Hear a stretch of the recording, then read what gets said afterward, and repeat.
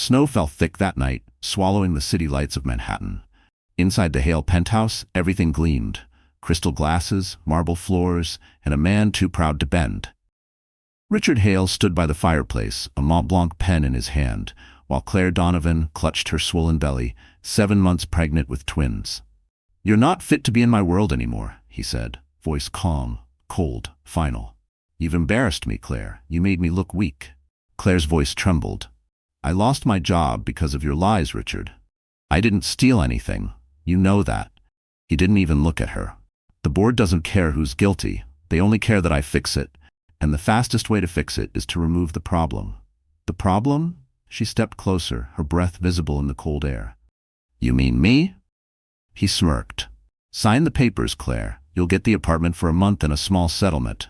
Enough to start over somewhere, quieter." Her tears blurred the gold light. "I'm carrying your children." Richard laughed softly, almost pitying. "You said that last time. Forgive me if I don't take your word for it." The cruelty landed like a slap. Claire's knees buckled, her hands gripping the edge of the marble counter. She could feel the twins kicking, tiny heartbeats pleading for air. Outside, thunder rolled. Inside, Richard's phone buzzed. A message from Lila Stanford, his new investor and secret lover. He smiled faintly, not bothering to hide it. "You should go, Claire. It's snowing. You don't want to make a scene." She stared at him, a man she once loved, now a stranger wrapped in a designer suit and arrogance. "You'll regret this." "Regret?" he echoed. "Regret freeing myself from a liability? I don't think so." He turned away, closing the door to his office. The lock clicked. Claire stood there, shaking. The silence pressed against her chest. Somewhere in the building, a clock chimed midnight. She grabbed her coat from the rack, though her hands trembled so badly the buttons slipped. She whispered to her unborn babies, "Hold on, my loves. Mommy's here." When the elevator opened, the doorman looked at her, pale, barefoot, clutching her stomach, and didn't dare ask a word. The doors slid shut. Down on Fifth Avenue, snow hit her face like knives. Her taxi app wouldn't load. Her phone battery blinked red, 1% left. She started walking toward the bus stop, through wind and glassy puddles, until the light from the penthouse vanished behind her. By the time she reached the corner, her knees gave out. Pain ripped through her abdomen, sharp and unstoppable. She fell into the snow, whispering the only promise she could still keep. "You will live, even if I don't." And somewhere, high above, behind those golden windows, Richard poured himself another drink, unaware that the woman he just discarded would one day return, not broken, not begging, but flying above him in a jet he could never afford to touch. The world didn't stop for Claire Donovan. It just moved on without her. 2 weeks after that night, she gave birth prematurely. One baby, Mason, came out fighting, crying so loud the nurses gasped. The other, Leo, didn't cry at all. He was too small, too fragile, his heart murmuring like a flickering candle. Claire lay in the hospital bed, her face pale, clutching the thin blanket as the doctors rushed Leo to the NICU. "Where's the father?" a nurse asked. Claire turned her head toward the empty doorway. "He's busy. Busy signing contracts, busy smiling for cameras, busy pretending she never existed." When she was discharged, the hospital handed her 2 bills thicker than her entire savings. Richard hadn't paid a cent. He'd blocked her number, changed his assistant's contact, even removed her name from the company's health insurance list. Back in her one-room sublet in Brooklyn, the ceiling leaked whenever it rained. The radiator hissed but never worked. Claire set up a crib near the wall, plugged in a borrowed heater, and told herself she could survive anything. For the first few months, she worked nights at a diner near the bridge, serving coffee to construction workers and cab drivers. The tips barely covered baby formula. She'd rush home before dawn, check Leo's oxygen monitor, kiss Mason's forehead, and sleep sitting up with a baby in each arm. Sometimes when the city slept, she'd scroll through her phone, watching Richard's smiling face on news headlines. Hale Group breaks ground on new skyscraper. Hale and Stanford, the power couple of New York. The comments section made her stomach twist. She's lucky he dumped that gold digger. He built his empire after cutting dead weight. Dead weight. That's what she'd become in their eyes, a mistake erased from his story. Then came the day everything truly collapsed. One morning, her manager at the diner called her into the back office. "Sorry, Claire," he said. Your paycheck's been garnished? Something about a lawsuit? What lawsuit? He handed her the paper. Richard's lawyers had filed a defamation claim, accusing her of spreading lies about his personal life. She hadn't said a word to anyone, but that didn't matter. The letter demanded $20,000 in damages. She stared at the page until her eyes burned. It was his final blow. Bury her legally so she'd never stand up again. That night, she sold her engagement ring to pay for Leo's medicine. The pawnshop clerk weighed the diamond under a harsh fluorescent light and said, "I can give you 800. It's small. 800. Once, that ring cost 40,000. She took the cash, walked outside, and bought a cup of coffee from a street cart just to feel human again. The barista's name tag read Ben. He smiled kindly. Rough night? Claire laughed weakly. Rough year. He gave her a free muffin. She cried right there on the sidewalk. Winter turned to spring. Mason learned to say mama. Leo learned to breathe without a tube. Claire learned how to live with the ache that never left. Every time she pushed the stroller past the Manhattan skyline, she whispered to her boys, "One day you'll see that glass tower. You'll know your mother didn't break. She just bent until she could stand again." She didn't know it yet, but that tower, the one with Richard's name in silver letters, would soon become the stage where her entire world turned upside down again. Because in New York, ghosts don't stay buried. And sometimes, the woman you tried to destroy comes back with proof that could destroy you. The hospital smelled like bleach and heartbreak. Machines beeped in rhythm with Claire's pulse as she stared at the glass window separating her from Leo. Tiny tubes ran into his nose, his chest rising just enough to prove he was still fighting. Mason, his twin, slept soundly in a plastic bassinet beside her. Two boys, born the same minute, but one trapped in a battle for life the other would never remember. Claire pressed her hand to the glass, whispering, "You hold on, baby. Don't let go, not yet." The nurse, an older woman named Karen, gave her a sympathetic glance. "You're lucky he's strong for his size," she said. "But the surgery, it won't be cheap. You'll need the father's consent for insurance coverage." Claire's throat tightened. "He's not coming." Karen frowned. "Honey, he needs to sign the authorization." Claire shook her head. "He won't. He said they're not his children." Karen sighed and walked away. Claire's hand stayed on the glass. For the next 3 nights, she barely slept. Every time Leo's monitor beeped irregularly, her heart jumped out of rhythm too. She sold her wedding dress online, sold the last of her jewelry, the Mont Blanc pen Richard once gave her for Christmas. "For the woman who keeps me grounded," he'd said. Now she pawned it for half its worth to pay for Leo's medication. One evening she called Richard again, her voice trembling. "He needs the surgery, Richard. He's your son." His voice came through sharp, confident, rehearsed. "Stop calling me. You made your choices. Live with them.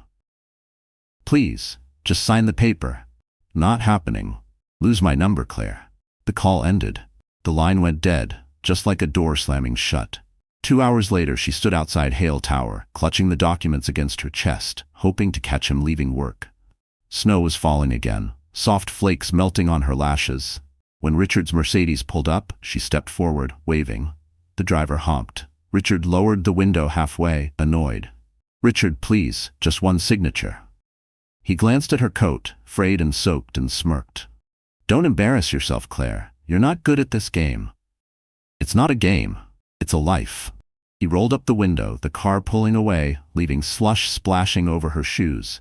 Claire stood frozen, the wind biting her face, papers clutched so tight they wrinkled. For a moment she wanted to scream, but all that came out was a whisper. "He will live, even if I have to crawl." The next morning, she returned to the hospital and signed the surgery consent herself, marking the line where father's signature was supposed to go. Underneath it, she wrote unknown. When the doctor asked who would cover the cost, she said, "Me." He looked doubtful. "It's 82,000. I'll find it." She didn't know how, but she did.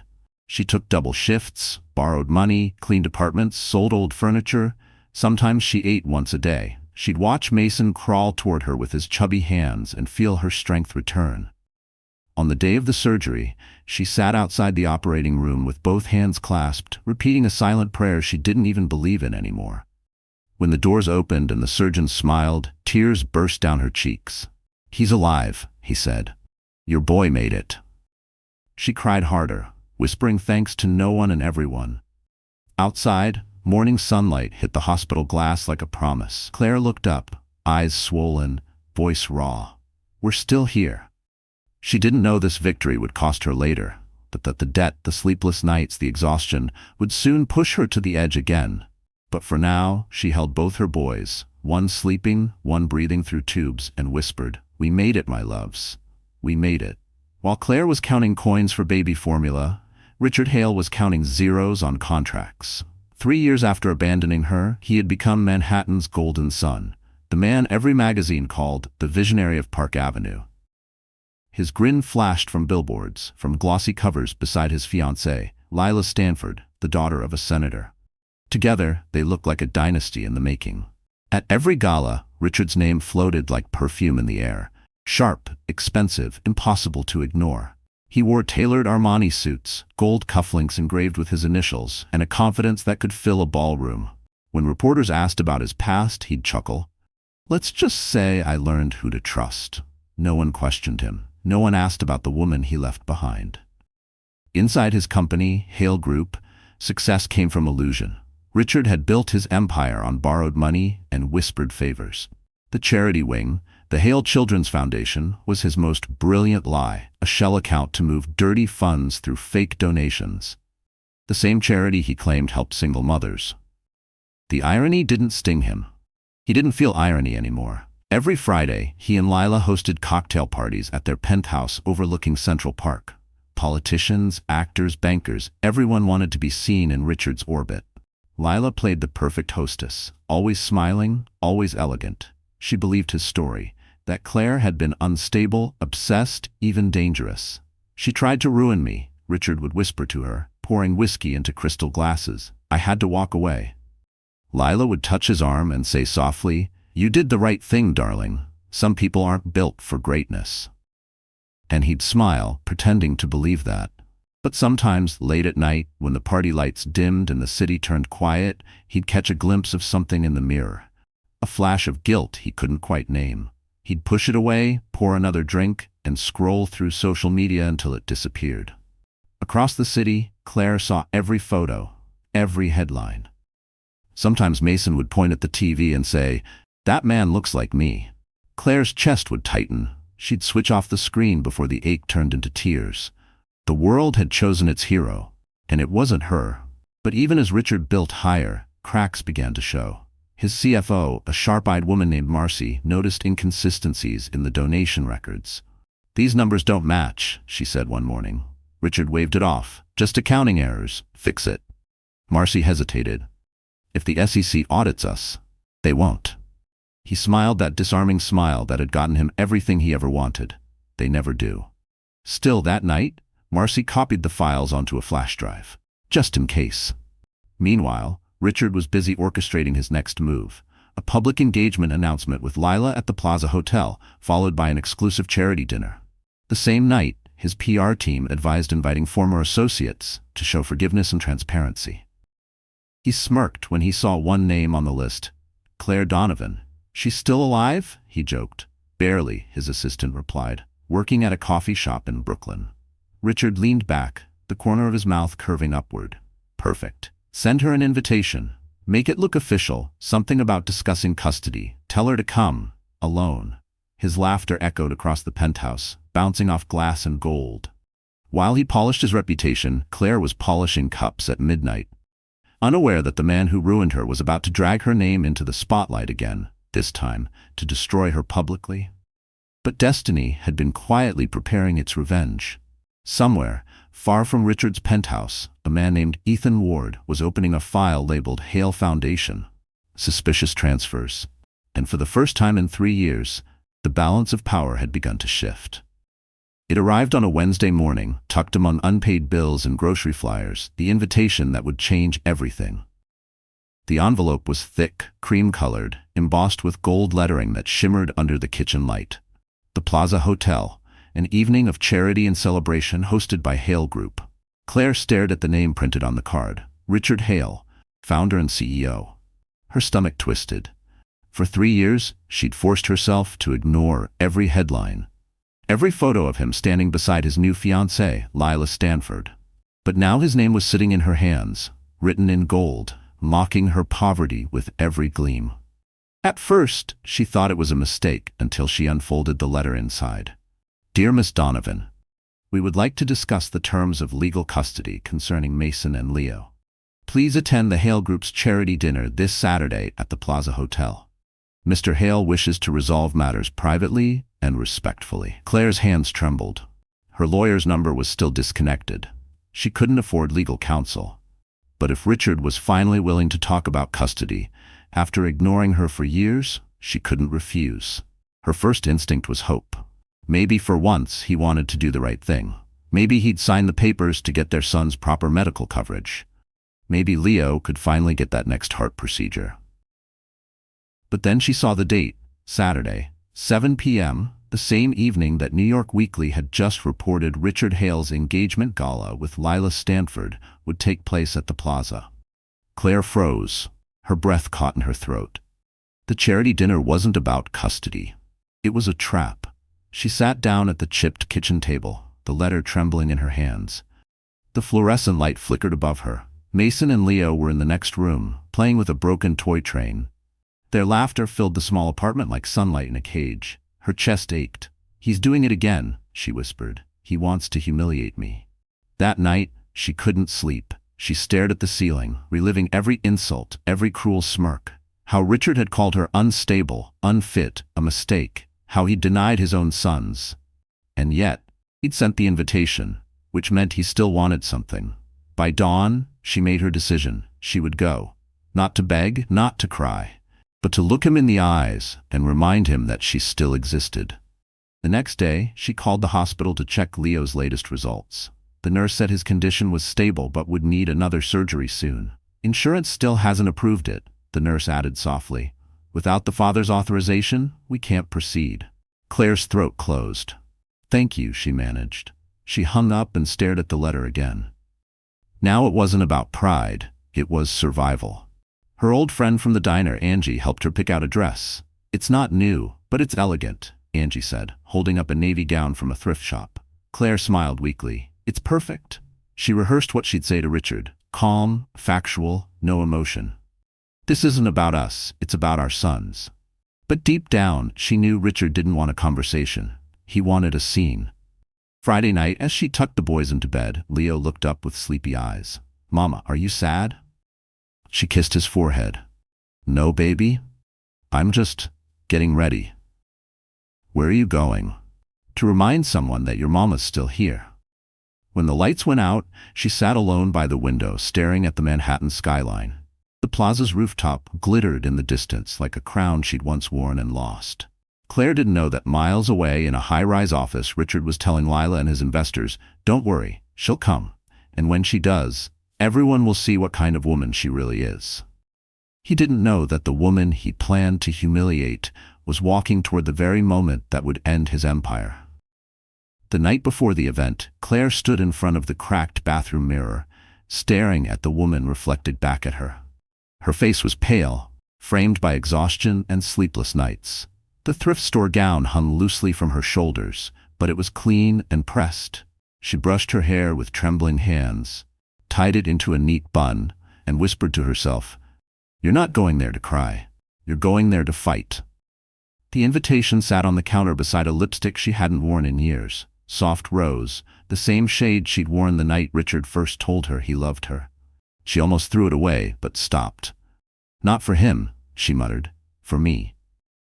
In the next room, Mason and Leo slept side by side, their tiny chests rising and falling in sync. Mason murmured something in his sleep. Leo reached for his brother's hand. That small, innocent gesture made Claire's throat tighten. She crouched beside the bed, kissed their foreheads, and whispered, "I'll come back. I promise." At 3 a.m., she sat at the table, staring at hospital bills spread like landmines. Leo's next surgery was scheduled for March, but the hospital wouldn't move forward without Richard's signature as the legal father. She tried everything, calls, letters, begging his assistant, but nothing worked. The only thing left was to face him. She needed to look strong, even if she wasn't, but strength cost money she didn't have. So at sunrise, Claire took her old iPhone, the one with the cracked screen, and walked into a pawn shop on Lexington Avenue. The owner, a heavy man with gold chains, raised an eyebrow. $50, he said flatly. It's worth more than that, Claire argued. He shrugged. Not with a broken screen. She hesitated, then slid the phone across the counter. Fine. When she stepped back outside, she felt lighter and emptier. $50 bought her a pair of heels and a train ticket to Manhattan. She worked her final shift that day at the cafe, hands shaking as she poured coffee for customers who would never know her story. Angie, her friend and coworker, noticed.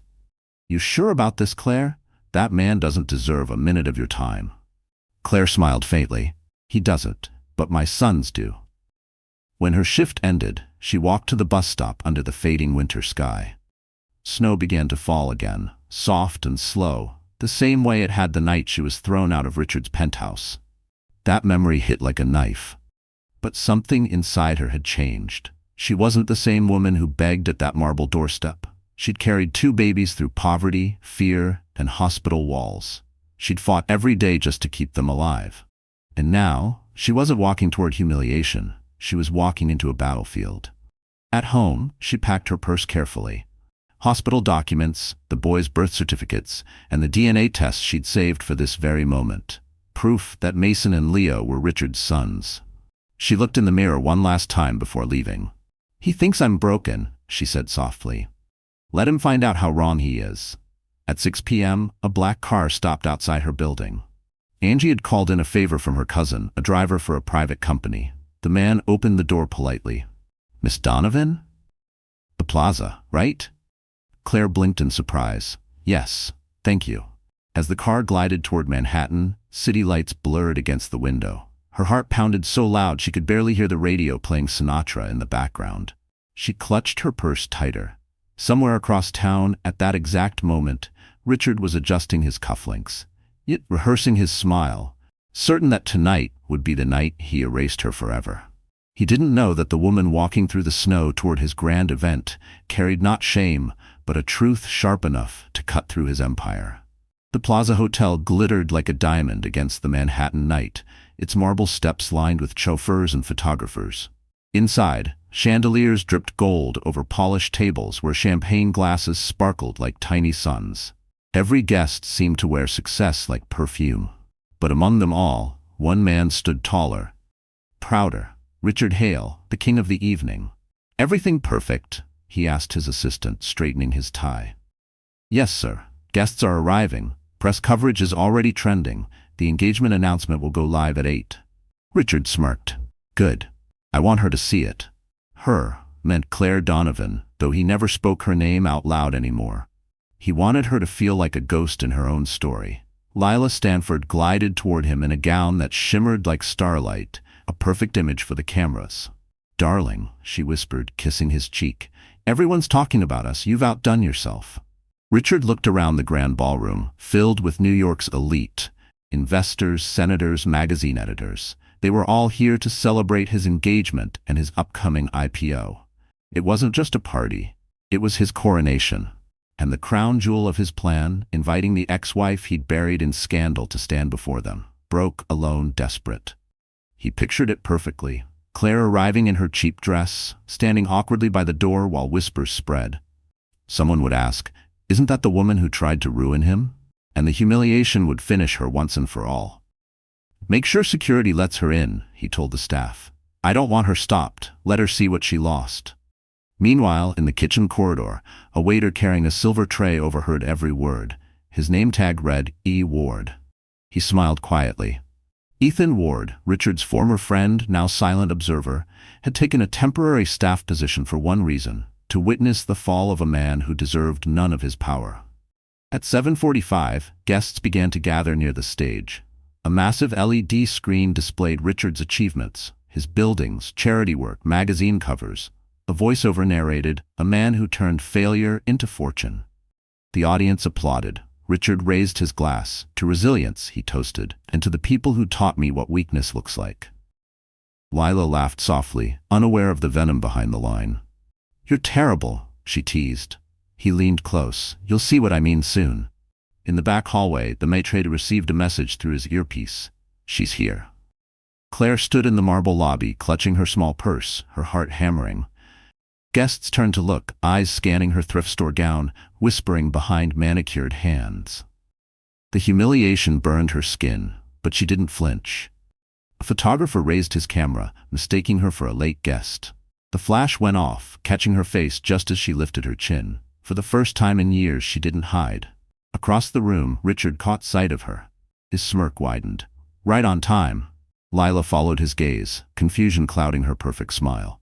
"Who's that?" "No one," he lied. "Just an old mistake." He gestured toward the bar. "Let's make sure she's comfortable. Give her a drink. I want everyone to see her before we make the announcement." Claire walked forward, every step echoing against marble. She could feel the weight of 100 eyes. Memories flooded back. The night he threw her out, the snow, the pain. But she held her head high. The maitre led her to a small table near the stage, far enough to be visible, close enough to be judged. She sat, hands folded in her lap, eyes fixed on Richard. He lifted his champagne glass in her direction, like a taunt. "Welcome back, Claire," he murmured under his breath. She didn't smile. She didn't blink. Because what Richard didn't know was that he wasn't the only one setting a trap tonight. The ballroom pulsed with violins and laughter. Waiters glided through the crowd, silver trays balanced like crowns. Champagne fizzed in crystal flutes as the city's elite toasted to Richard Hale's brilliance. But under the glow of chandeliers, Claire Donovan sat alone at a corner table, every sound muffled by the thunder in her chest. Her fingers gripped her purse, where the folded documents waited, the boy's birth certificates and the DNA test confirming what Richard had denied for 3 years. Each page was a loaded weapon, and tonight she was surrounded by enemies dressed in silk. Across the room, Richard worked the crowd effortlessly, his smile rehearsed, his every gesture calculated. Lila stood beside him, the diamond on his arm, radiant and clueless. Flashbulbs popped. "You two are perfect together," a reporter shouted. Richard glanced at Claire's table, his grin tightening. "Yes," he said smoothly. "Perfect." He wanted her to see it, to burn her alive with envy and shame. But Claire wasn't looking at him. She was scanning the exits, memorizing every detail, every guard, every angle. She didn't come here to watch his show. She came to finish it. At 8:05, the MC took the stage. "Ladies and gentlemen, welcome to a night of generosity and hope. Tonight, we celebrate the Hale Group's legacy of compassion." Claire nearly laughed out loud. Compassion? The man who left her in a snowstorm was now the poster boy for kindness. The irony twisted her stomach. She glanced toward the bar. A waiter in uniform caught her eye and gave the slightest nod. It was Ethan Ward. Her heart skipped. She hadn't seen him since the day he'd slipped her the flash drive, the one with proof that Richard's charity was laundering money through shell accounts. Now he was here, hidden in plain sight, waiting for her signal. Their plan had been simple. If reckless, she would attend the event, draw Richard's attention, and buy time. Ethan would access the media servers, upload the files, and when the moment came, the truth would explode live on the big screen. Claire sipped her water and exhaled slowly. Just a few hours. Lila approached her table unexpectedly. A bright smile painted across her face. "You must be Claire," she said sweetly, the kind of sweetness that hides a blade. "I've heard so much about you." Claire forced a polite smile. "I'm sure you have." Lila tilted her head. "Richard told me you used to help with his events. It's so brave of you to come. I can't imagine how hard it must be seeing him happy again." For a second, Claire wanted to slap that smug grin off her face, but she didn't. She leaned forward, her tone calm. "Oh, I'm not here to see him happy. I'm here to make sure he remembers what truth looks like." Lila blinked, thrown off, then laughed lightly. "Well, enjoy the evening." She turned, her perfume trailing like smoke. From across the room, Richard noticed the exchange. His jaw tightened. He whispered something to a guard. Claire knew he'd try to control her, like he always had, but he couldn't control what was already in motion. At 8:45, the lights dimmed. The screen behind the stage lit up, displaying the Hale Foundation, building a brighter future. A montage of smiling children played, set to triumphant music. The audience applauded. Richard stepped up to the podium, charming and invincible. "Tonight," he began, "we celebrate not just success, but redemption." Claire's hand trembled on her purse. Redemption. That word was poison coming from his lips. Then she saw Ethan, standing near the control booth, his eyes on her. He gave one final nod. The cue. Claire took a deep breath, rose from her seat, and began walking toward the stage. Every heel click echoed across marble like a countdown. Across the room, Richard spotted her moving through the crowd. His confident smile faltered for the first time that night. The Queen had entered the chessboard, and the storm he'd prepared for her was about to swallow him whole. The grand ballroom of the plaza had seen everything. Movie stars, billionaires, presidents, but never silence like this. It happened the moment the double doors opened. Every voice, every laugh, every glass midair froze as the cold night air rushed in and she stepped through. Claire Donovan. But she wasn't the woman they expected. She didn't come in alone. Behind her, a chauffeur in a dark suit followed, carrying 2 small coats. And then, 2 boys stepped forward, identical in every way. Mason and Leo. The crowd gasped softly as though a ghost had entered the room. The twins looked around wide-eyed, clutching their mother's hands. One of them, Mason, wore a tiny navy blazer. Leo held a small teddy bear with a hospital bracelet still around its paw. Claire, dressed in her simple navy gown, walked with quiet poise. Her face was calm, almost regal. Not defiant, not desperate, just certain. She moved like someone who had stopped running from the past and decided to walk straight through it. At the far end of the ballroom, Richard Hale turned, his smile dying on his lips. For a split second, he didn't breathe. The champagne flute in his hand tilted, spilling golden liquid onto the marble floor. Lila Stanford followed his gaze, confusion washing over her face. "Richard, who is that?" He didn't answer, his throat locked. His world, perfectly arranged for cameras and applause, began to crack. The MC's voice faltered into the microphone. "Ladies and gentlemen, it seems we have a surprise guest." All eyes turned to Richard. The whispers began like ripples. "Isn't that his ex-wife? She has kids? They look like..." Someone didn't finish the sentence because the resemblance was too strong to deny. Richard forced a chuckle, smoothing his expression. "Claire," he said loudly, the charm returning by force. "What an unexpected visit." His tone was honey dipped in venom. Claire met his gaze steadily. "You invited me, remember?" He blinked. The crowd's murmurs deepened. Lila frowned, still smiling for the photographers. "Oh, you're Claire. Richard mentioned you. You used to work for him, right?" Claire tilted her head slightly. "Work for him? You mean married to him?" The room gasped. Glass clinked. Someone dropped a fork. Richard stepped forward quickly, lowering his voice. "This isn't the place for your drama." "No," Claire said evenly, her voice carrying through the stunned silence. "This is exactly the place. You wanted the world to see who I am. So here we are." Lila's face drained of color. "Richard, what is she talking about?" He grabbed Claire's arm, whispering harshly, "You're humiliating yourself." Claire didn't move. "I'm not the one who should be humiliated." She reached into her purse and pulled out a small envelope. "These are your sons, Richard, the ones you left in a hospital incubator." The room froze. Cameras clicked. Richard hissed, "Not here." Claire ignored him. "You told the world I was unstable, that I lied about being pregnant, that I stole from you. But everyone in this room can see the truth now. 2 of them are standing right here." Mason looked up, sensing the tension. "Mommy?" Claire knelt, stroking his hair. "It's okay, baby. Mommy's just telling the truth." Lila stumbled back, shaking her head. "You said she made it all up. You said she lost the baby." Richard's face turned gray. The cameras kept flashing, recording every second. Ethan, still disguised as a waiter, glanced toward the control booth. Everything was happening exactly as planned. Claire straightened, looking Richard dead in the eye. "You wanted to shame me, Richard, but shame has a funny way of finding its real owner." The MC, sweating, cleared his throat. "Mr. Hale, should we, continue the program?" Richard forced a smile that didn't reach his eyes. "Yes. Let's not give our guests too much attention." But it was too late. Attention had already shifted. Every face in that glittering room was fixed on Claire Donovan and her twins. Living proof that truth can walk straight into your party, uninvited, and steal the spotlight. For a few endless seconds, the ballroom felt soundless. The music had stopped, the laughter had died, and even the chandeliers seemed to hold their breath. Every camera turned toward Richard Hale, who now stood stiff and colorless under the golden lights. Then the murmurs began, soft at first like raindrops on glass, swelling into a storm of whispers. Those kids, they look just like him. Did he really? Richard's throat tightened. He could feel the panic clawing up from his gut. The image he'd built, successful CEO, loving fiancé, philanthropic leader, was slipping through his fingers in front of Manhattan's most powerful people. Lila Stanford looked at him in disbelief. "Richard," she hissed, her voice shaking, "you told me she was a liar. You told me she never had the babies." He forced a smile that looked more like a grimace. "Darling, let's step outside."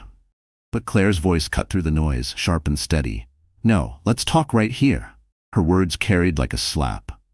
Every head turned back toward her. Claire stepped closer to the stage, her hand resting protectively on Mason's shoulder. 3 years ago, I begged this man to help me save our son. He told me to stop calling. He told me they weren't his. She reached into her purse and held up 2 folded papers. "But DNA doesn't lie." Gasps erupted around the room. Photographers surged forward. Claire handed the documents to the nearest journalist, who scanned the page with wide eyes. "Signed by Richard Hale," the reporter murmured. The sound hit Richard like a bullet. "Enough," he shouted, his voice cracking. "You're making a fool of yourself, Claire." "I'm not the one who made a fool of myself," she said. "You did that when you left your children to die in a hospital." Lila took a step back, face pale. "Oh my God." The investors in the front row exchanged glances. One of them, a silver-haired man in a tuxedo, muttered to another, "If this gets out, the IPO is dead." Richard's mind raced. He could almost hear the ticking of his empire collapsing. He turned to the MC, his voice low, desperate. "Kill the lights, now." But before anyone moved, Ethan Ward appeared from the side of the room, still dressed as a waiter, holding a small tablet.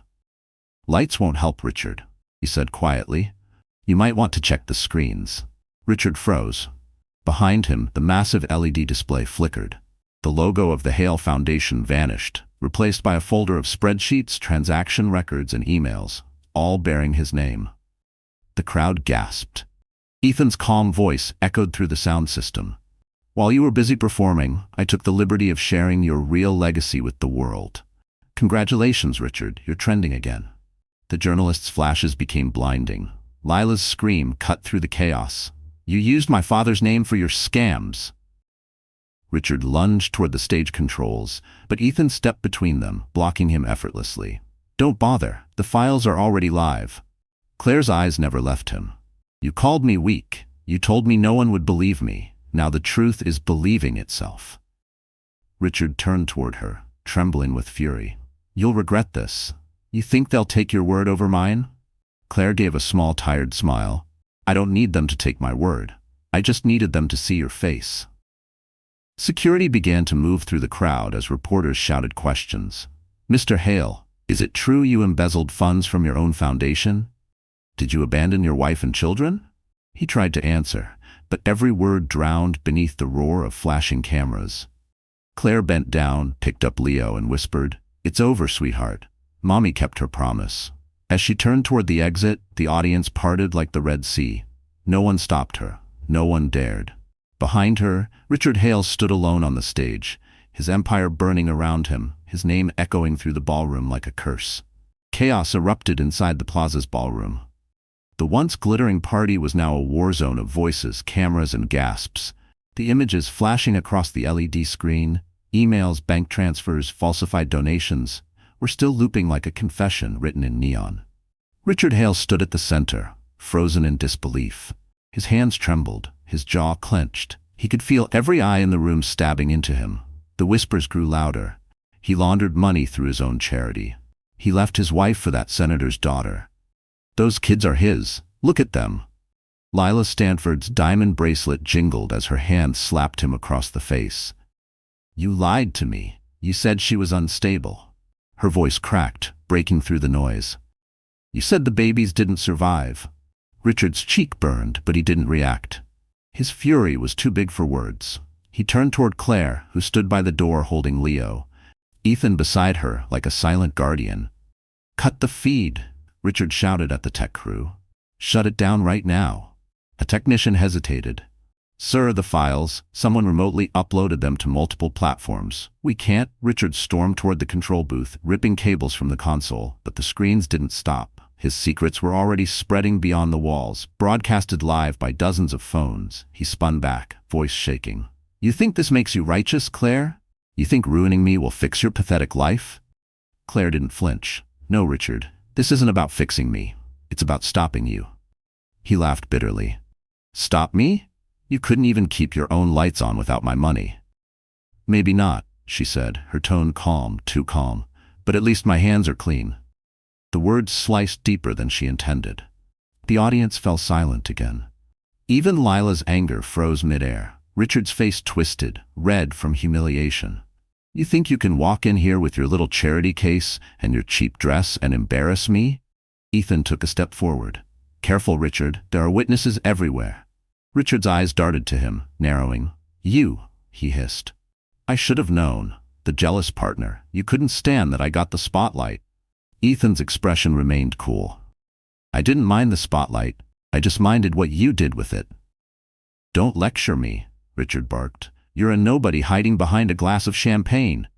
Maybe, Ethan replied, but I'm not the one the SEC will be calling tomorrow morning. The guests gasped again. Richard's confidence cracked entirely. He lunged forward, shoving Ethan's shoulder. 2 security guards moved quickly, restraining him before he could go further. Let go of me, he yelled, struggling against their grip. His voice echoed, shrill, panicked. This is all lies. She forged everything. Claire stepped closer, her voice calm and steady. You want proof? You signed every transfer yourself. The timestamps match your private calendar. You built your empire on stolen trust, and tonight, it's collapsing in front of the very people you used to deceive. Richard's breath came fast and shallow. The crowd began to pull back, some out of disgust, others out of fear of being photographed near him. Lila wiped her tears, her mascara smearing like war paint. You're finished, Richard. My father will make sure of it. She turned to leave, but not before spitting her final words. You don't deserve even their forgiveness. Richard called after her, voice cracking. Lila, wait. But she didn't look back. He turned to Claire, eyes wild. You think this is justice? You think the world will love you for this? She shook her head slowly. I don't need the world to love me. I just need my sons to grow up knowing their mother didn't stay silent. For the first time in years, Richard Hale, the man who had silenced everyone around him, had no words left. As police sirens wailed faintly from outside, echoing through the city streets, Ethan leaned toward him and whispered, You spent your life buying silence. Tonight, you finally bought the sound of truth. And that sound was deafening. The sound of the sirens outside Sine-the-Forward. The plaza faded in Claire's ears. Everything around her, the lights, the whispers, Richard's broken shouting, blurred into background noise. For a heartbeat, she wasn't standing in that golden ballroom anymore. She was back in the hospital 3 years ago, sitting on a hard plastic chair outside the NICU. It had been 2:13 a.m. The hallway was dim and cold. Machines beeped faintly from behind the glass wall. Leo's chest moved up and down under the fluorescent light, tiny tubes weaving into his skin. The nurse on duty had just told her they couldn't continue treatment without another payment. Miss Donovan, the nurse said gently, avoiding her eyes, you've reached your insurance limit. Without additional coverage, the hospital can't. Please, Claire interrupted. Her voice cracked from exhaustion. Just keep him breathing. I'll find the money, I promise. The nurse looked torn but firm. We've already sent requests to the father. There's been no response. Claire swallowed hard. He blocked my number. But he'll pay if you tell him Leo's dying. He has to. He already told our billing department not to call again, the nurse whispered, almost ashamed to say it. The words hit Claire like a physical blow. She pressed her trembling hands against her stomach and tried to breathe, but it felt like drowning in slow motion. She remembered standing outside the hospital entrance, snow melting into her shoes as she called Richard one last time. It went straight to voicemail. Richard, she'd said, her voice barely audible, they won't operate without your signature. He's your son. He has your eyes. Please, I don't care if you hate me. Just don't let him die for it. No answer ever came.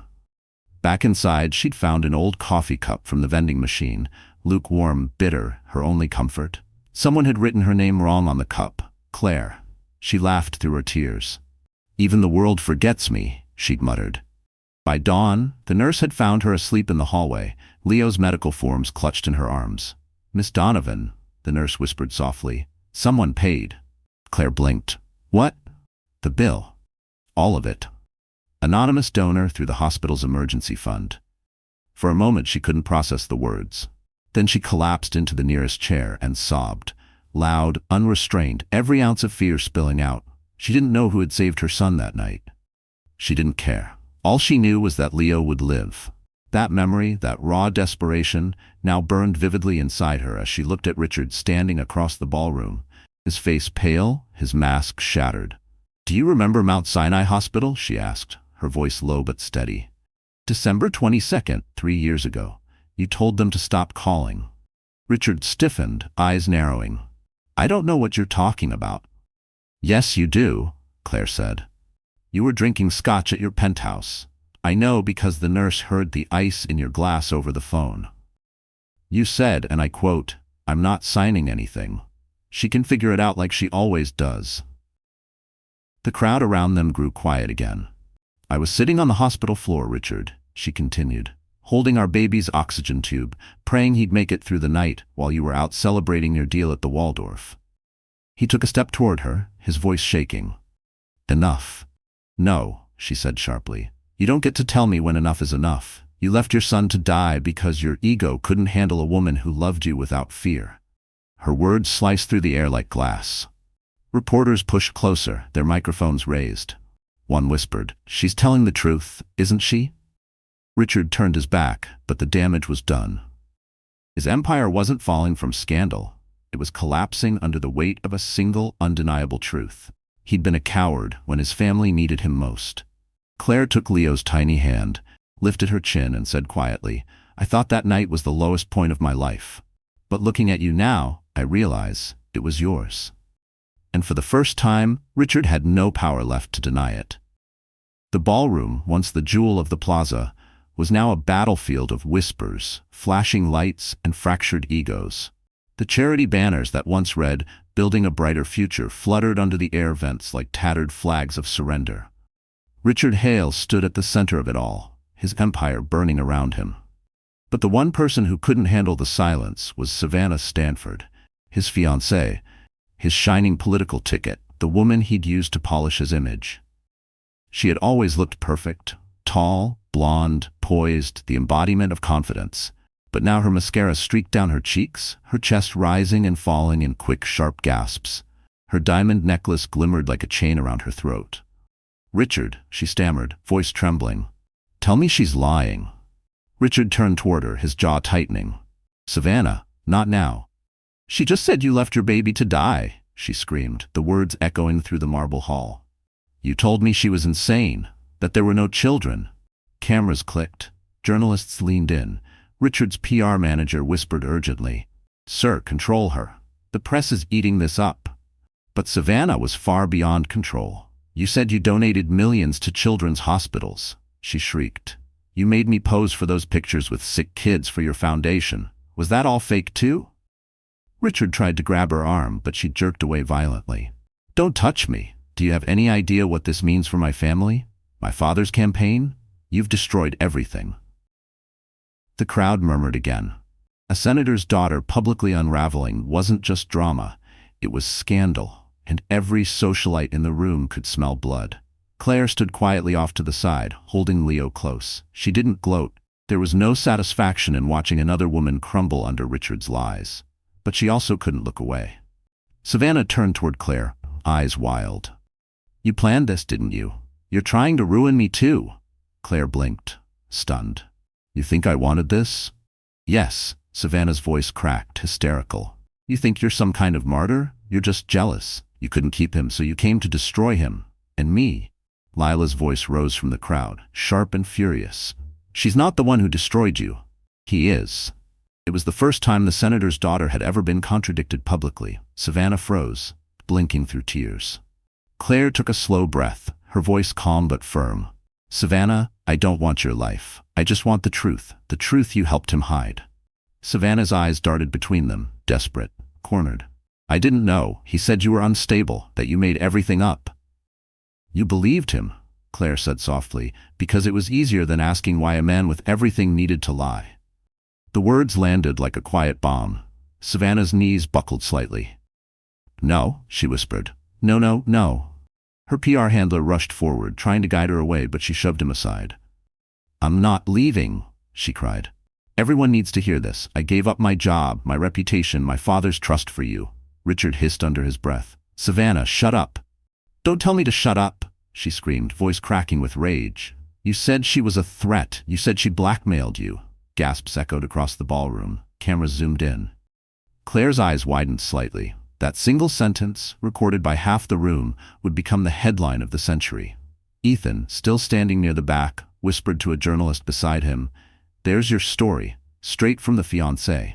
Savannah stumbled, clutching her chest, sobbing uncontrollably.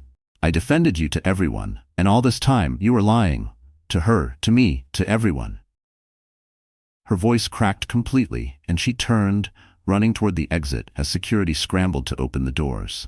The crowd parted again, flashes exploding behind her like fireworks. She disappeared into the hallway, leaving a stunned silence in her wake. Richard looked after her, breathing hard, eyes empty. For the first time, there was no mask left to hide behind, and from the corner of the room, Ethan's voice cut through the quiet, calm and final. You didn't just lose your empire, Richard. You lost the one person still foolish enough to believe in you. The chaos of Savannah's meltdown still hung heavy in the ballroom, a mess of half-emptied glasses and shattered reputations. Reporters shouted questions, guests whispered behind manicured hands, and Richard Hale stood frozen at the center, breathing like a man underwater. Then, from the back of the room, a calm voice broke through the noise.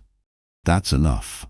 Heads turned. The crowd instinctively made way for the tall man who stepped out from behind the velvet curtains. He wasn't dressed like the rest of them. No designer tux, no glittering cufflinks. Just a simple black suit, crisp white shirt, and a look that carried the quiet authority of someone used to being obeyed. Claire's breath caught. She hadn't expected him to come. Lucas Ward, the man who'd once paid Leo's hospital bills anonymously, the one who'd helped her find the courage to face tonight. Until now, he had stayed invisible, letting Claire fight her own battle. But something about Richard's sneering arrogance had crossed a line even Lucas couldn't watch from the sidelines. Richard's eyes narrowed. And you are? Lucas stepped forward, his expression unreadable. Someone who's tired of watching you lie. A ripple of whispers spread through the crowd. Several guests recognized him, the tech investor who'd quietly financed half the city's new startups. The kind of man Richard used to beg for meetings. Ethan smirked from the back, whispering to a journalist, "Showtime." Lucas turned to the audience. My name is Lucas Ward. I'm here because Miss Donovan and her sons are under my company's legal protection. Any attempt to harass, defame, or threaten her will result in immediate litigation starting tomorrow morning. His tone was calm, almost gentle, but it carried the weight of iron. Richard barked out a laugh. Legal protection? Are you her bodyguard now, or her next mistake? Lucas didn't blink. You should be careful what you say, Mr. Hale. Your last mistake was underestimating her. This one might cost you your freedom. The room went silent again. Cameras refocused. Claire tried to speak, but Lucas raised a hand slightly as if to say, I've got this. Your foundation's records, he continued, show transfers to offshore accounts owned by shell corporations in your name. My firm's analysts traced them. I've already sent copies to the Financial Crimes Unit, and judging by the agents waiting in the lobby, I'd say they found them convincing. Richard's smirk vanished. You can't prove. Oh, I can, Lucas interrupted smoothly, because I also have the voice recordings of you and your accountant to wash it through the charity wing. You remember that call? The one you thought happened on a private line?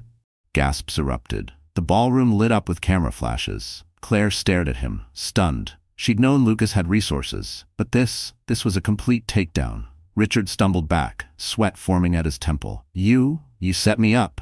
Lucas's expression didn't change. You set yourself up. All I did was hold up a mirror. He turned to Claire then, his voice softening. Miss Donovan, you don't need to fight him anymore. He's finished. For a moment, she couldn't speak. After years of struggling alone, someone was finally standing beside her, not out of pity, but out of respect. Richard lunged forward, desperate. "You think she's innocent? She's using you. She's after your money." Lucas didn't even look at him.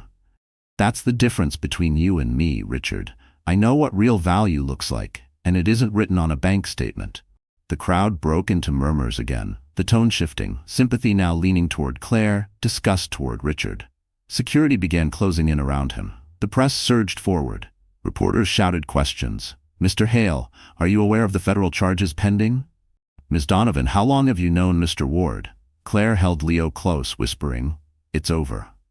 Lucas placed a steady hand on her shoulder. Not possessive, not dramatic.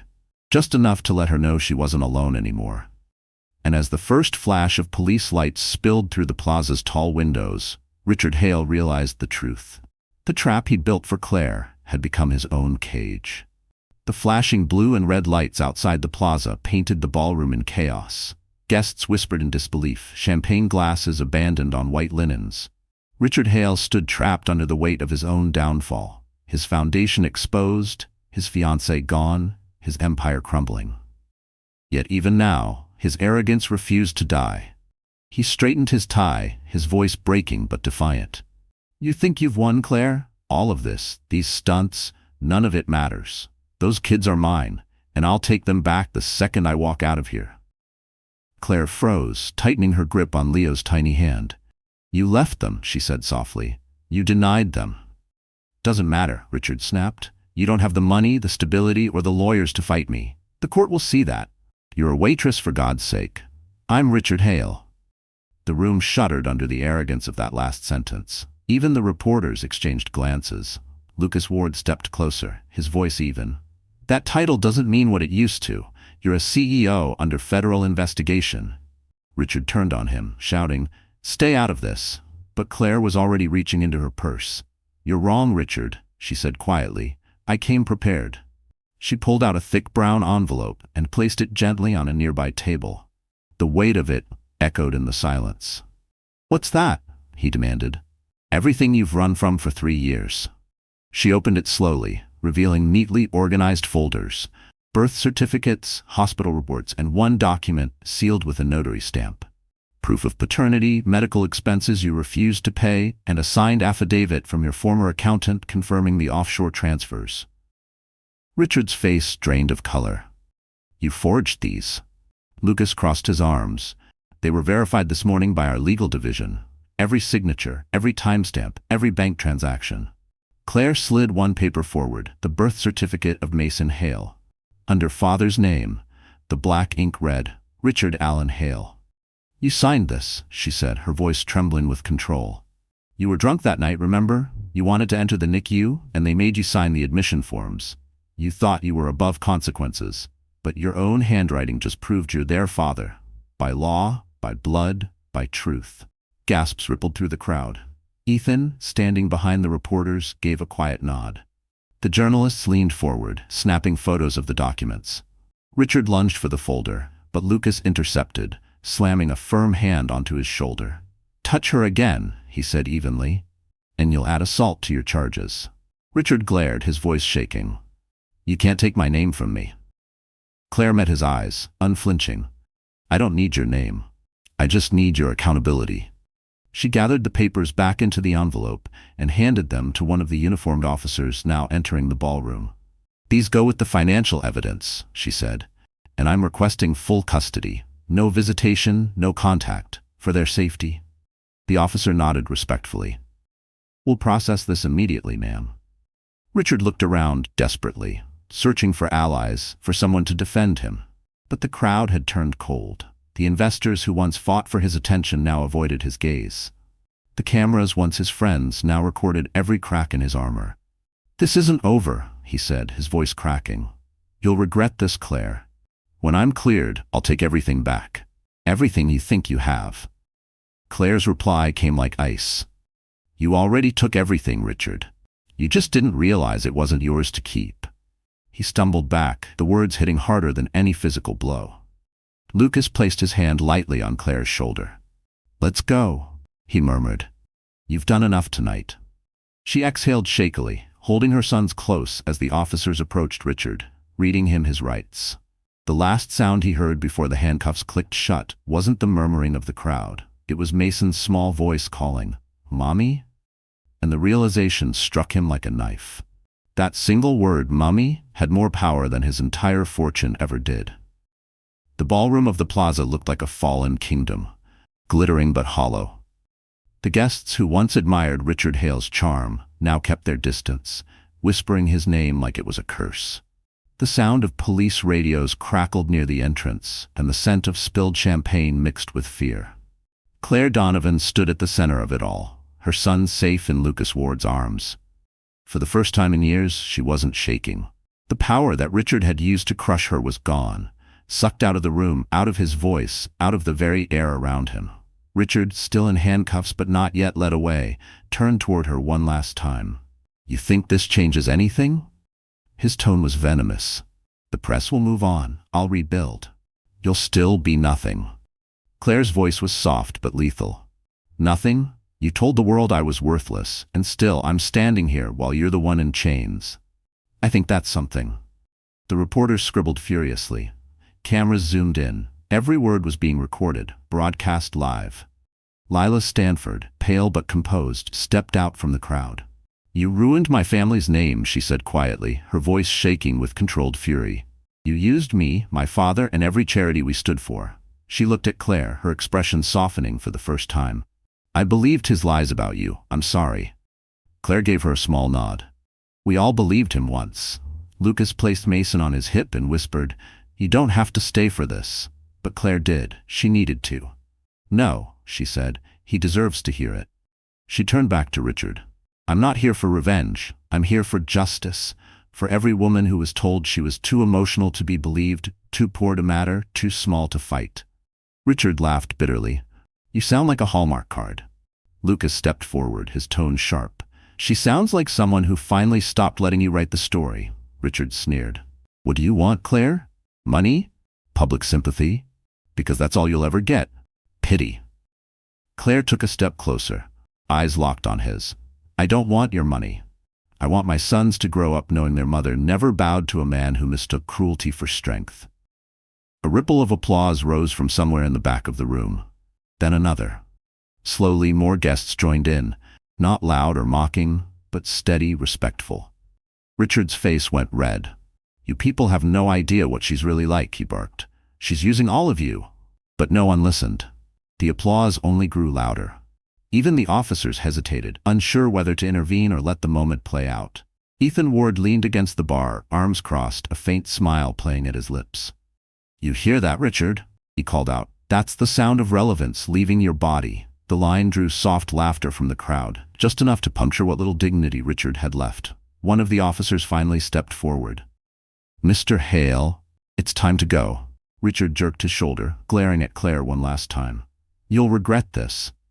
"No," she said, voice calm as the winter wind outside. "You will." The officers led him through the exit, the click of his shoes fading down the marble hall. Cameras followed, flashes reflecting off the glass doors until he disappeared. Silence settled. The air felt different, lighter, freer, as if the entire room had exhaled. Lucas looked at Claire, admiration soft in his gaze. "You handled that better than any courtroom could." She smiled faintly. "He always thought power was about control. Turns out it's about conscience." Ethan raised a glass from across the room. "To the woman who turned a scandal into salvation." Claire glanced around, seeing faces she once feared. Investors, journalists, even strangers, all looking at her with something she hadn't felt in years: respect. For the first time since that night in the snow, she knew she had taken back everything he'd stolen: her name, her dignity, her power. And this time, she wouldn't give it up again. The night outside the plaza had turned cold and sharp, the kind of New York chill that slipped into your bones and reminded you how small you were beneath the city lights. Inside, the last of the guests trickled out, murmuring into phones, their heels clicking across marble as they rushed to report what they'd just witnessed. The downfall of Richard Hale, the man who once ruled Manhattan, was now headline material before midnight. But Claire Donovan wasn't thinking about the headlines. She stood near the grand staircase, her son safe with Lucas in the corner, watching the police car pull away through the frosted glass doors. For a long time, she said nothing. Then she whispered, more to herself than anyone else, "It's over." Lucas stepped beside her. "It's not over," he said gently. "It's only fair." She looked up at him, exhaustion in her eyes but something stronger beneath it, resolve. "No, Lucas. Fair would have been never having to fight this hard just to be believed." He didn't argue, he just nodded. Across the ballroom, Ethan approached, holding a folder of printed emails from the SEC investigators. "The arrest is official," he said. "They'll charge him with wire fraud, tax evasion, and misuse of charity funds by morning." He glanced at the kids, his tone softening. "But you'll need to set legal boundaries, Claire. Make sure he can't come near them again." She nodded slowly. "I already drafted the conditions." She walked to the same table where Richard had once flaunted his power and laid down a single envelope, white, clean, final. "This," she said, "is my line."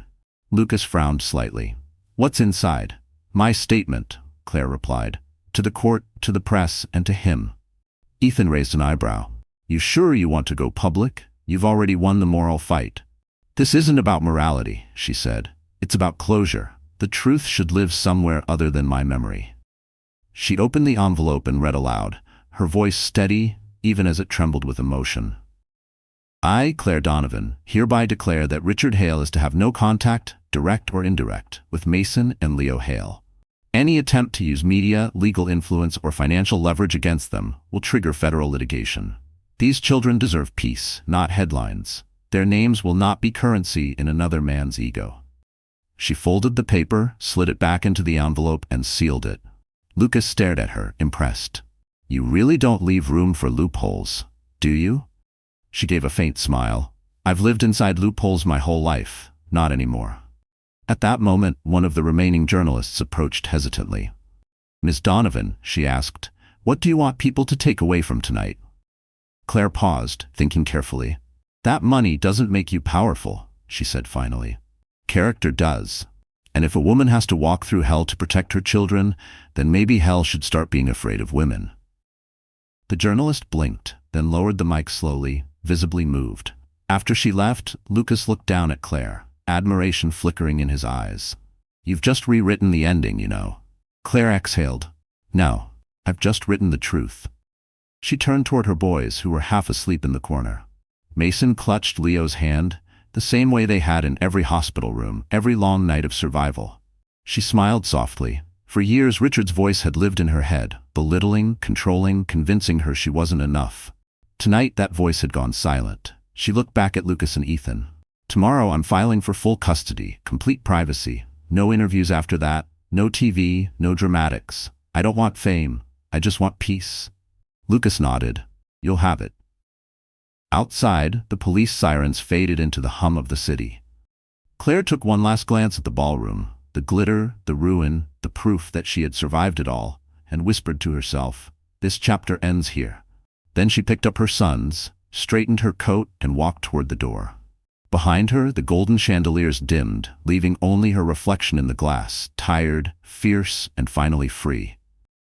Dawn crept across Manhattan like a slow confession. The skyline, still wet with last night's snow, glittered under the first pale light. The plaza was quiet now. No flashing cameras, no champagne, no scandalous whispers. Only the lingering echo of a name that had once commanded awe but now tasted like shame. Richard Hale. Inside a modest apartment in Brooklyn, sunlight filtered through cheap blinds, landing softly on Claire Donovan's kitchen table. Mason and Leo were eating cereal from mismatched bowls, their laughter filling the room with a warmth that had been missing for years.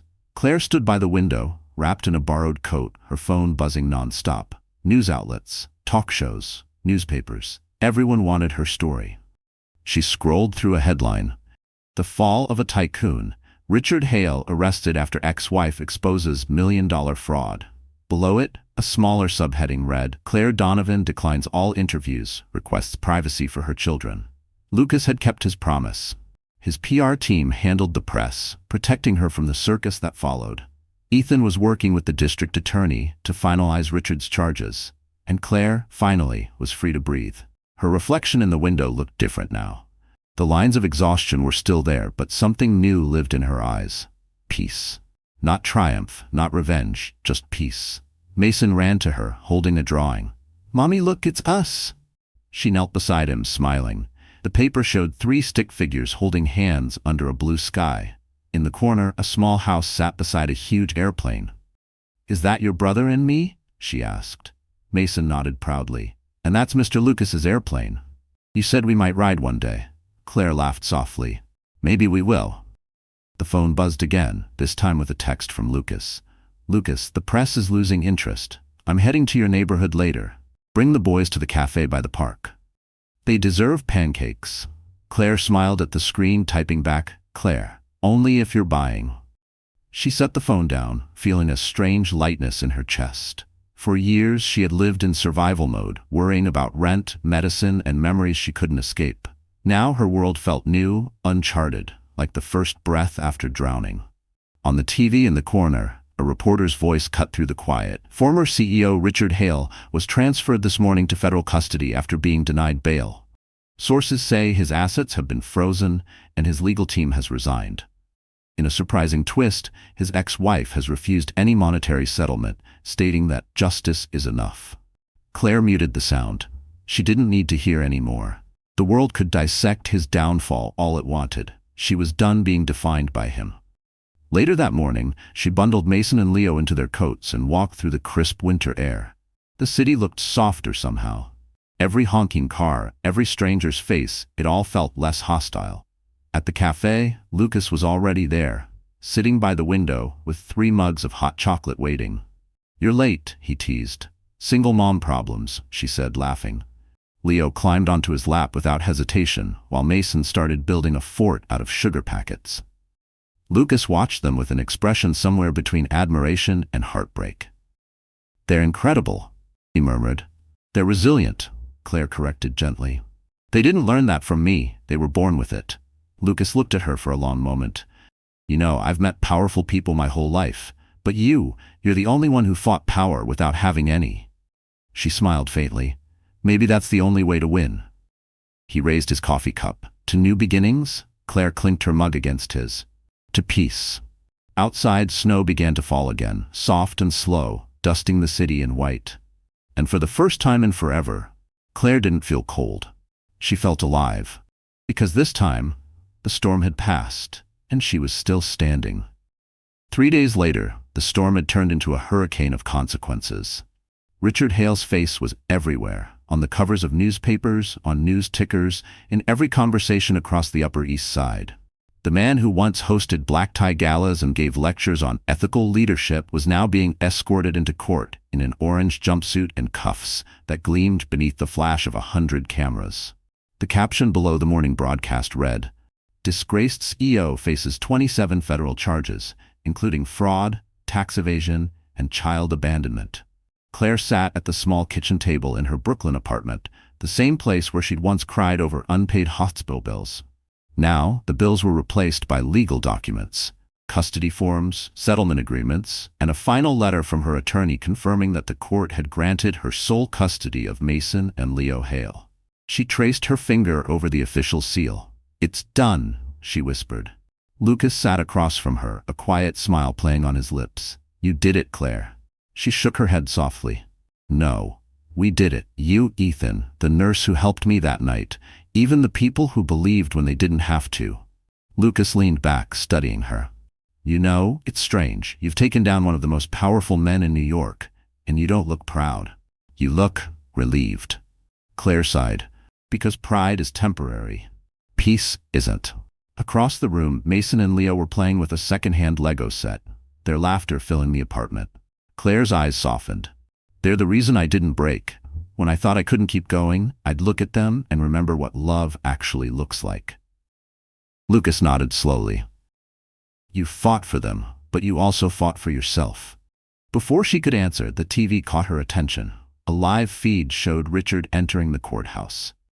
He looked smaller now, his hair unkempt, his posture slumped, his arrogance dissolved. Reporters shouted his name. "Mr. Hale, do you have any statement for your ex-wife, for your sons?" Richard turned briefly toward the cameras, his eyes hollow. No comment. The doors closed behind him. For a moment, Claire just watched, her heart surprisingly steady. No anger, no satisfaction, just an ending. I used to think revenge would make me feel powerful, she said softly. But it doesn't. It just makes you empty in a different way. What fills you back up is forgiveness, especially forgiving yourself for ever loving someone who hurt you. Lucas reached across the table, covering her hand. Then what now? What does life look like after the storm?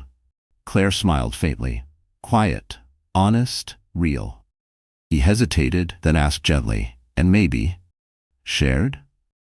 She looked up, meeting his eyes. There was no rush in his question, no demand, just warmth. Maybe, she said, but not because I need saving. I'm done being saved. He nodded. Good, because I don't save people, I walk beside them. Claire's chest tightened with something that felt dangerously close to hope. A knock came at the door. Ethan stepped in, holding a stack of files. News from the courthouse. Richard took a plea deal. Claire blinked. He confessed? Ethan nodded. To everything. Fraud, laundering, false charity reports. He's looking at 25 years. No parole for at least 12. She exhaled slowly. So it's really over. Yeah, Ethan said softly. It's over. The weight that had lived in her chest for years began to lift, inch by inch. She stood by the window, watching the winter sunlight hit the rooftops. Then maybe now I can stop surviving and start living. Behind her, Mason called out, Mommy, can we go to the park later? Claire turned, smiling. Yes, sweetheart, we can go anywhere now. And as laughter filled the room, the city outside felt different, like it had forgiven her too. Spring arrived quietly in New York.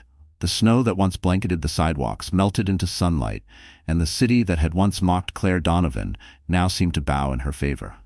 The chaos was over. The headlines had moved on. Richard Hale was serving his sentence in a federal facility in upstate New York. His empire dissolved, his name erased from every tower he once owned. Claire's life, once small and fragile, had grown into something peaceful, steady, and finally, hers. It had been 6 months since that night at the plaza. 6 months since she'd stood in front of a crowd and reclaimed her voice. Now, she lived in a townhouse on the edge of Brooklyn Heights. Not grand, but warm and filled with light. The walls were covered in Mason and Leo's drawings, rainbows, airplanes, and a stick figure version of their family. This morning, the boys were sitting on the floor, building a Lego airplane together. Mason shouted, Mommy, look, it's flying!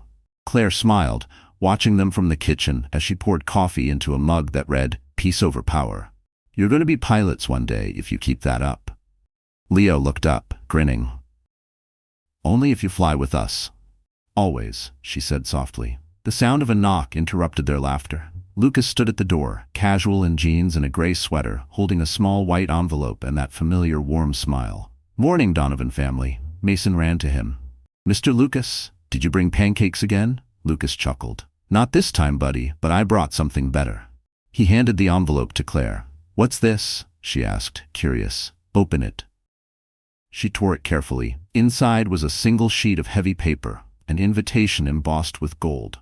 Ward Aerospace, private jet exhibition, featuring new partner, Claire Donovan. Her breath caught. Lucas, what is this? He shrugged lightly. You once told me you wanted to show your boys what freedom looked like. So I thought, why not give them the sky? Her eyes widened. Lucas, I can't accept. Yes, you can, he interrupted gently. You helped me redesign our foundation's social impact program. You saved our public image. This isn't a gift, Claire. It's a partnership. She looked at him for a long moment, emotion rising like a tide she couldn't hold back. You really think I can do this? He smiled softly. You already did. You built something from nothing. That's more impressive than anything we launch into the air. For a moment, silence hung between them, comfortable, full of unspoken gratitude. Mason tugged at her sleeve. Mommy, are we going to fly again? Claire laughed through the lump in her throat. Yes, sweetheart, we're going to fly again. That afternoon, they drove to Teterboro Airport. The hangar glistened under the sun, filled with sleek jets lined like silver birds. Reporters were there, but this time they weren't chasing scandal. They were celebrating resilience. A banner read, Women Who Rise, the New Face of Modern Aviation. As cameras clicked, Claire stepped onto the small staircase of the jet, her name painted near the door in discreet silver letters. Mason and Leo ran ahead, shouting with delight. Lucas joined her, standing at the top step. Ready? He asked. She looked out over the tarmac, over the city skyline that once symbolized her pain. Now, it felt like home. More than ever, she said.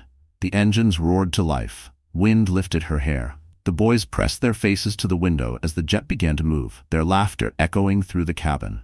Claire took one last look at the world below, the city that had seen her fall and rise again, and whispered, "We're free." And as the plane soared into the blue above Manhattan, she finally understood. Strength wasn't in revenge or survival. It was in reclaiming her wings and daring to fly again. So, that's how the story ends. And if you're still here right now, watching until this moment, maybe something in Claire's journey touched a quiet place in your heart. The part that's tired of surviving and ready to start living again. You see, life has a strange way of breaking us before it rebuilds us. But as Marcus Aurelius once said, the obstacle is the way. What once felt like the end was never meant to destroy you. It was meant to show you your strength. Like Claire, we all have chapters filled with betrayal, loss, and silence. But healing isn't about revenge. It's about reclaiming peace. It's realizing that forgiveness doesn't mean weakness. It means freedom. If tonight's story reminded you that you can rise from anything, hold on to that feeling. Let it guide you, because one day, you'll look back at your storm and whisper, "That's where I learned to fly." If this journey spoke to you, give this video a like, share it with someone who needs a little courage, and subscribe to our channel. We're building a place for stories that heal, one heartbeat at a time. You're not alone, and your comeback story might just be next.